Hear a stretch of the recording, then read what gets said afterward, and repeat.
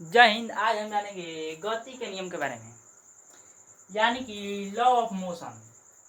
पहले तो समझेंगे गति का नियम किसने दिया था और कब दिया था। देखिए 1686 ईस्वी में न्यूटन साहब ने 1686 ईस्वी में न्यूटन साहब ने गति का नियम दिया था। 3 गति का नियम दिया था, उसी को लॉ ऑफ मोशन यानी न्यूटन लॉ ऑफ मोशन कहते हैं, न्यूटन के गति का नियम कहते हैं। देखिए ऐसे न्यूटन का पूरा नाम सर आइजैक न्यूटन होता है। न्यूटन का पूरा नाम सर आइजैक न्यूटन होता है। देखिए 1686 ईस्वी में 1686 ईस्वी में न्यूटन साहब ने 1686 ईस्वी में देखिए सर आइजैक न्यूटन ने पूरा नाम, न्यूटन का पूरा नाम सर आइजैक न्यूटन। 1686 ईस्वी में सर आइजैक 1686 ईस्वी में सर आइजैक न्यूटन 1686 ईस्वी में सर आइजैक न्यूटन ने देखिए 3 गति का नियम दिया था, यानी गति का नियम दिया था। गति का नियम दिया था, नियम दिया था जिसे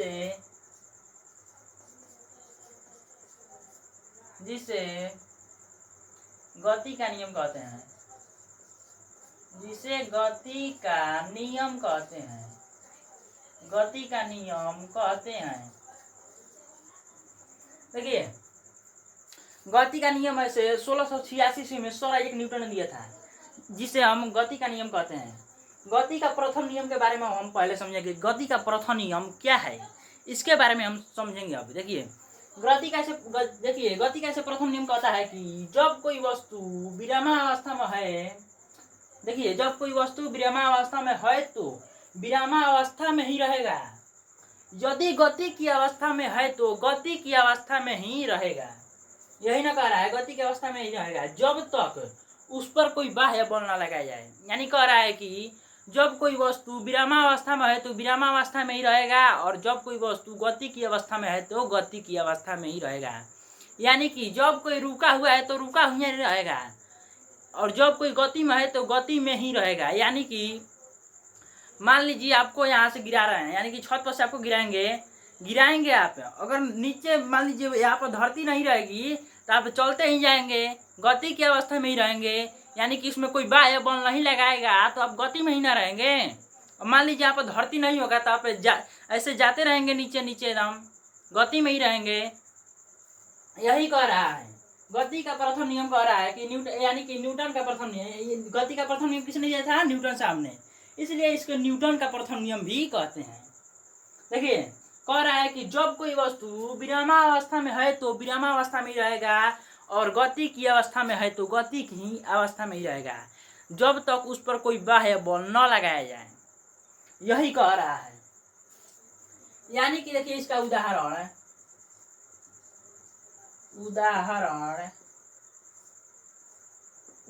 इसका देखिए, मान लीजिए कोई बस है, वो चालू हो रहा है। चालू करते समय आपको जो बस है वो पीछे की ओर धक्का लगाएगा। मान लीजिए बस यहाँ पर है, चालू कर रहे हैं, मान लीजिए यहाँ पर बस पर बैठे हैं, इस तरह से बैठे हैं हम, एकदम अचानक चालू हुआ तो कैसे होगा? एकदम धड़ाक से पीछे मारे जाएंगे। देखिए यही कहता है गति का प्रथम नियम।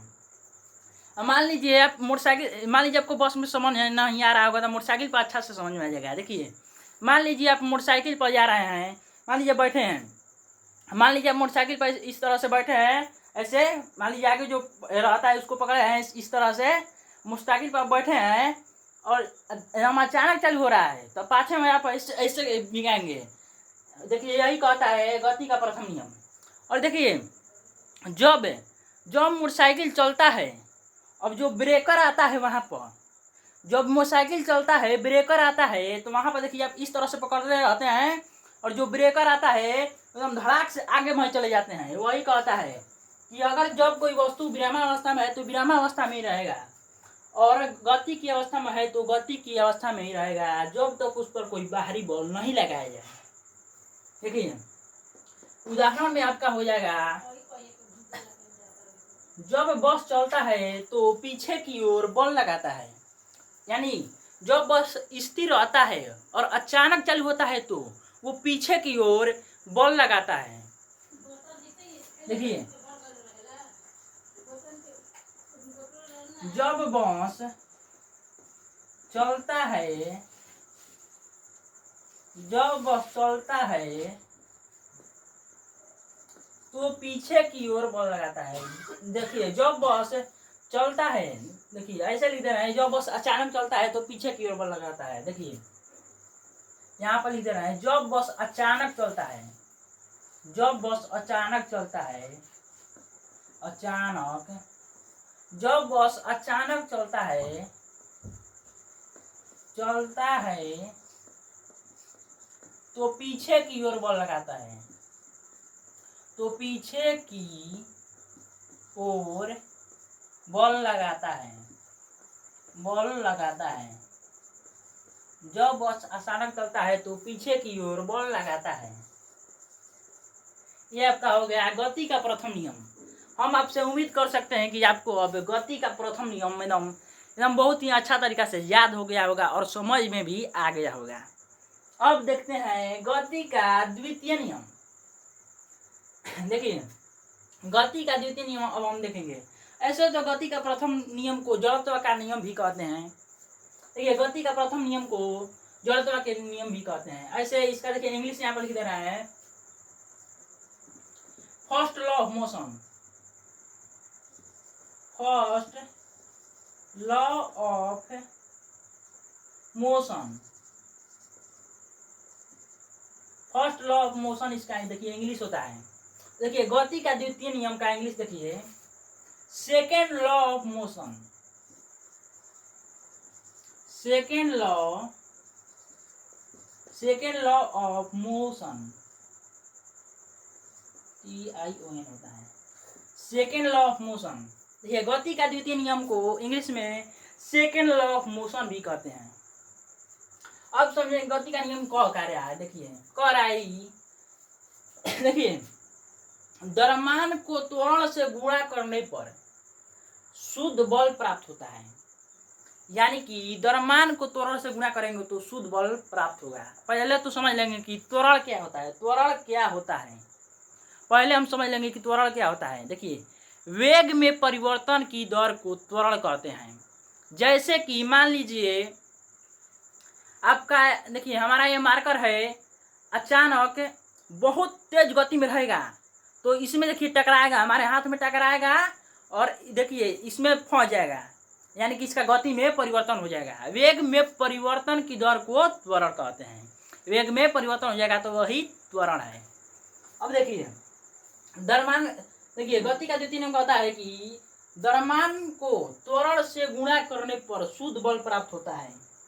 यानी कि देखिए ऐसे आप इस तरह से लिख देंगे, ए बराबर, ऐसे देखिए पहले एफ अनुक्रमपाती m इंटू ए, इसको अगर तोड़ेंगे तो इस तरह से आपका आएगा कि देखिए के आपका नियतांक है, m इंटू आपका ए हो जाएगा, m इंटू ए।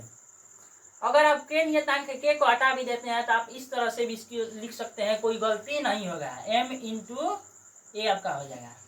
यानी कि देखिए जो f है ये बल है, जो m है ये मास है यानी द्रव्यमान है, जो a है त्वरण है। यानी कि सीधे यह भी कह रहा है कि द्रव्यमान को त्वरण से गुणा करने पर एकदम शुद्ध बल प्राप्त होता है।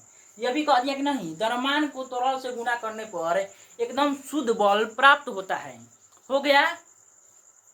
अब देखिए देखिए इसका ऐसे उदाहरण देख ले रहा है कि उदाहरण इसका क्या होता है। देखिए देखिए जब मान लीजिए आप क्रिकेट तो खेले ही होंगे, क्रिकेट को जब आप बॉल को पकड़ते हैं तो आप किस तरह से पकड़ते हैं। देखिए जब आप क्रिकेट खेलते हैं तो बॉल आता है तो आप किस तरह से पकड़ते हैं, कुछ इस तरह से आप हाथ बनाए होते हैं। देखिए मान लीजिए आया, बॉल उड़ रहा है, यहाँ पर मान लीजिए आया तो सीधे आप ऐसे ही नहीं पकड़ लेंगे, थोड़ा सा पीछे करके पकड़ते हैं, थोड़ा सा पीछे करके पकड़ते हैं इसको।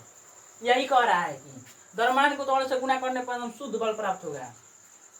यानी कि जो देखिए बॉल आ रहा है देखिए जो बॉल आ रहा है उसको थोड़ा सा एकदम पीछे की ओर करके पकड़ेंगे तब ना आप अच्छा से पकड़ाएगा, नहीं तो वो फिर उछलने लगेगा, उछल जाएगा, यहाँ से हाथ से टकराएगा फिर नीचे गिर जाएगा, अच्छा से आपको पकड़ा नहीं पाएगा। लेकिन पीछे आप पकड़ते हैं तो आपको देखिए इथू हो जाता है, आराम से आप बॉल को पकड़ सकते हैं। यही कहता है गति का द्वितीय नियम। देखिए ऐसे इसका उदाहरण देख लीजिए, उदाहरण इसका देख लीजिए। उदाहरण क्या कहता है? उदाहरण तो वही है कि बॉल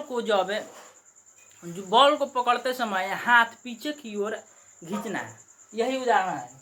बॉल पकड़ते समय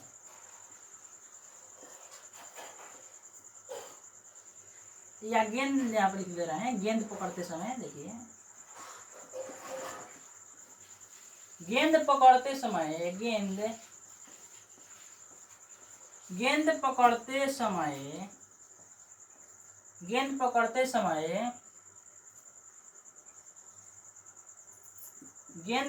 समय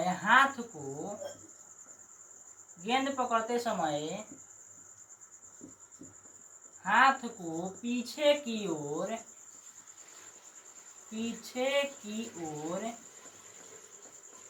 खींचना। गेंद पकड़ते समय हाथ को पीछे की ओर खींचना। देखिए ये भी आप समझ चुके हैं कि गति का द्वितीय नियम क्या कहता है। देखिए गति का तृतीय नियम के बारे में समझेंगे। गति का तृतीय नियम क्या है, इसके बारे में अब हम समझेंगे कि गति का तृतीय नियम क्या है। देखिए गति का तृतीय नियम, गति का तृतीय नियम कह रहा है कि प्रत्येक क्रिया सदैव बराबर और विपरीत प्रतिक्रिया होती है। देखिए प्रत्येक क्रिया में सदैव बराबर और विपरीत प्रतिक्रिया होती है। इसे क्रिया या प्रतिक्रिया का नियम भी कहते हैं। जैसे मान लीजिए प्रत्येक क्रिया, जैसे मान लीजिए हथौड़ा लिए हैं, आप किसी पत्थर पर बल लगा रहे हैं, आप एक क्रिया कर रहे हैं, ठीक है।